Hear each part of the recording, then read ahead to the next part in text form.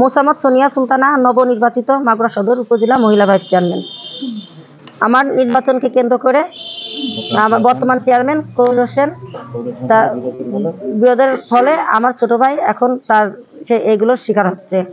তাকে বিভিন্ন সময় বিভিন্ন রকম হয়রানি করা হচ্ছে অনেক আগের থেকেই, যার প্রতিফলন এখন আপনাদের কাছে আহ্বান জানাইছি। আপনাদের মাধ্যমে আমি সবার কাছে এটার প্রতিকার চাচ্ছি যে আমার সমস্যা হচ্ছে আমার বাড়িতে 2-3 বার আগে পুলিশে হামলা আসছে।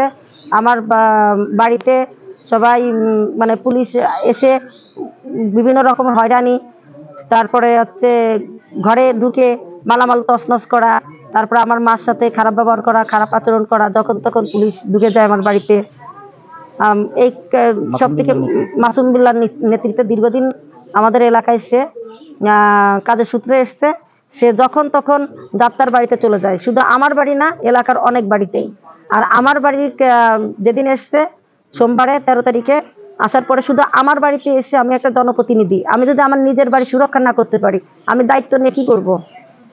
আমি যে এলাকার বাসী যে আমার কাছে দাবি করবে যে শর্তে আমি নির্বাচিত হয়েছি, সেই নির্বাচনের যদি আমি আমার নিজের আত্মীয় স্বজন ভাই বোন যদি আমি রক্ষা না করতে পারি তা আমার এই যে আমি প্রতিনিধি হয়েছি, এই প্রতিনিধি হয়ে তো আমার কোনো মূল্য নেই।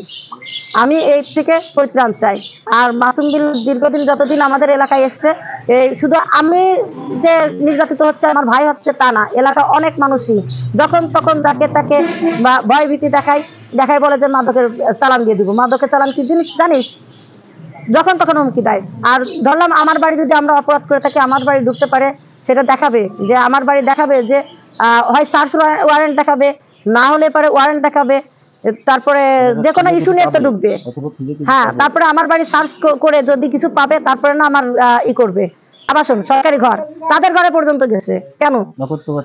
তাদের অকথ্য ভাষায় গালাগালি দিতেছে এবং একটা মহিলারে বলছে যে তোমরা এখানে অসামাজিক কাজ করো, আমাদের কথা বলছে তাদের নেতৃত্বে। এটা কি ধরনের কথাবার্তা? এটা কি একটা সে যতই ভারপ্রাপ্ত এখানেরই হোক, এসআই হোক, সে কি এই কথা বলতে পারে?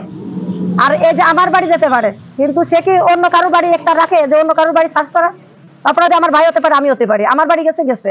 কিন্তু এগুলো আমরা চাচ্ছি যে মাসুম বিল্লাহর মতন সুষ্ঠু তদন্তের মাধ্যমে মাসুম বিল্লাহর মতন যারা পুলিশ অফিসার আছে অনৈতিক কাজ করে তাদের জন্য শাস্তি হয় এবং সুষ্ঠু হয়।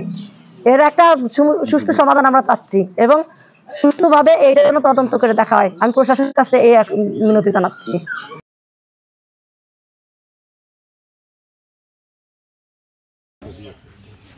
রহমানুর রহিম, আমি কাজী অনিক। আমার বাসা ইসাগাদা পুরাতন বাজার, হাজরাপুর ইউনিয়ন। প্রায় মাসখানিক আগে আমি হাজরাপুর ইউনিয়ন আওয়ামী যুবলীগের যুগ্ম সাধারণ সম্পাদক। প্রায় আমাদের বর্তমান যে রানিং চেয়ারম্যান কবির হোসেনের সাথে আমাদের সামাজিকভাবে আমাদের বিরোধ আছে। প্রায় মাসখানিক আগে ইসাগাদা বাজারে একটা সংঘর্ষ হয় এবং সেইখানে মাসুম বিল্লাহ, মাগুরা সদর থানার দারোগা, তিনি উপস্থিত থাকা অবস্থায় চেয়ারম্যান লোকজন নিয়ে এসে আমাদের উপর অতর্কিত হামলা করে এবং আমাদের কামাল নামে একজনকে মেরে আহত করে। তাদের মেন টার্গেট ছিলাম আমি, কিন্তু আমি সেদিন উপস্থিত না থাকায় আমি বেঁচে যাই।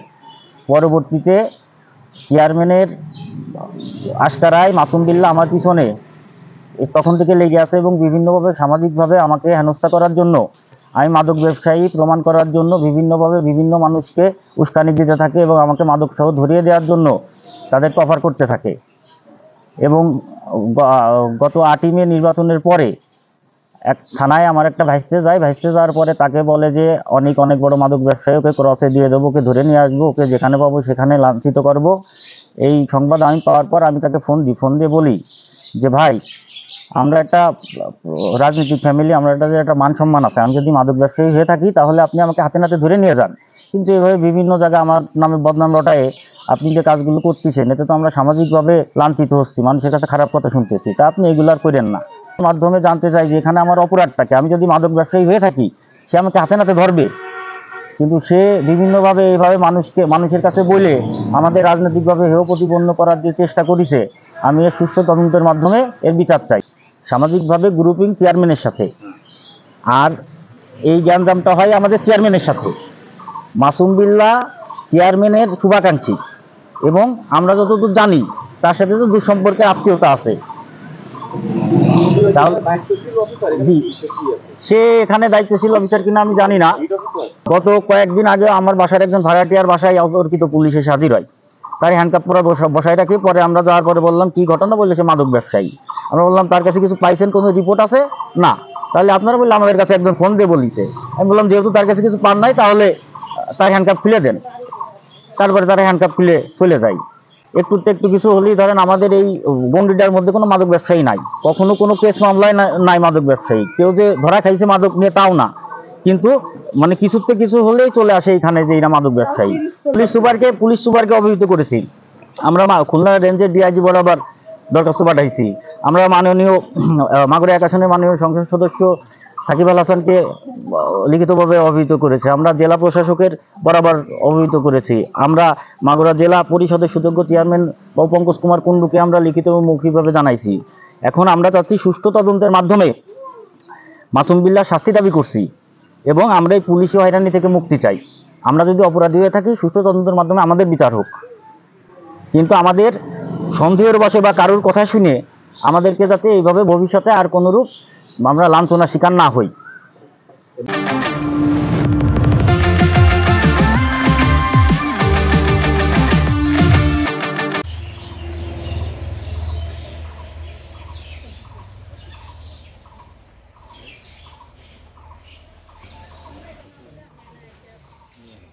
নাম রানী বেগম, আমি ইসেকাদার বাসিন্দা। আমার প্রথম যখন 2 সপ্তাহ আগে পুলিশ এসে রিয়াদের ঘর তছনছ করে, তখন আমি আর আমার একটা বিটার বউ সাথে পুলিশের সঙ্গে সংঘর্ষণ করার পরে তখন পুলিশ আমার বলতেছে কি, এই মহিলা আপনি এরকম দৌড়দৌড়ি ছুটোপাটা করতেছেন কেন মাসুম বিল্লার সাথে? আমি দেখেন আপনারা দৌড় এসে ঘরটা তছনছ করতেছেন, আমাদের বাড়ি বিটা মানুষ নেই, আমরা শুধু মহিলাই, আমাদের বাড়ি পুরুষ মানুষ নেই, আমরা বিধবা সবাই। এখন আমি এইভাবে তছনছ করতেছেন আর আমি কিছু বলতে পারবো না, আপনি কিভাবে কথা বলতেছেন? একটা ছেলে এমনি দৌড় আইছে, তারে আমি কিছু দেই সরে যা, পুলিশ আইছে কি দেখি বলতেছে, ওরা কিছু সত্য কথা বলতেছে না। রিয়াদের দৌড় যে ঘরে হ্যান্ডকাপ দিয়ে 2 ঘুষি মেরে দিল আমার সামনেই। ঘুষি মেরে দেওয়ার পরে রিয়াদ থামে গেল। আমি কি ব্যাপার, আপনারা দৌড় আইসে ছেলেটার মারতেছেন? তারপরে দেখেন আপনি এত সরে যান। আবার আমি সরে গেলাম। সরে যাওয়ার পর কিছুক্ষণ পর ও কাছে কি, আমরা যে সরে যাও, আপনি তো পুলিশরা তো কখনো ভালো লোক না, নিজের পকেটের থেকে একটা জিনিস বের করে দিও আমাদের আসামি বানা ফেলতে পারে, পুলিশ হচ্ছে এমন লোক। আমরা সেখান থেকে নড়তেছি না নড়লি রিয়াদের ঘর দরজা কিছু তুই নেই, 3 দিন লাগেছে খালি ঘর ঘুষাতেই, এত বেগে ভাঙচুর ঘরের ভিতরে। মাসুম বিল্লাহ কিন্তু সাথেই, আরো তার সাথে 7-8 জন, মোট 10-12 জনের 2 সপ্তাহ আগে। এই করার পরে তখন আমি বলতেছি কি, আপনারা এইগুলো কাজ করে গেলেন, কোনো কিছু পাইছেন? তাকাচ্ছেন না। তখন আবার রিয়াদের কাছে টুক করে কানে কানে যে করছে কি, রিয়াদ কিছুই যতক্ষণ পালাম না, আমরা এতগুলো লোক আছে, আমাদের কিছু মানি দাও, চা পান খান। তার কাছে আপনি মারলেন আর এত কিছু করে গেলেন, আপনার মানি দেবো মানে মানি যদি দিতে থানায় দিয়ে দেবো, আপনারা চলে যান। এই কথা রিয়াদ সরাসরি বলে দিলি পরে পুলিশ চলে গেল। তার কয়েকদিন পর ইলেকশন হওয়ার পরে এরকম হঠাৎ করে অনেক ফোনে কথা বললে, আমি জায়গায় দাঁড়ানো, যে ফোনে ও দারোগার সাথে এই বললো, বলার সাথে সাথে 5 মিনিট পর গোসল করে খেয়ে না বেরোতে 3-4 গাড়ি পুলিশ এসে হাজির। এই বাজারের পর গাড়ি ঠেকালি 15 জন বাড়ির ভিতর চলে গেল। যার পরে আমি কিরে আমি গোসল করে রোজু করে নামাজ পড়তে যাবো, এর ভিতরে বাড়ির ভিতর ঢুকে গেছি। ঢোকার পরে কাছে কি ব্যাপার, পুলিশ আমাদের কাছে এই কি শুনবেন ধরে নি, তারপরে কি শোনেন না শোনেন বোঝা যাবে না, আগে ধরে নি।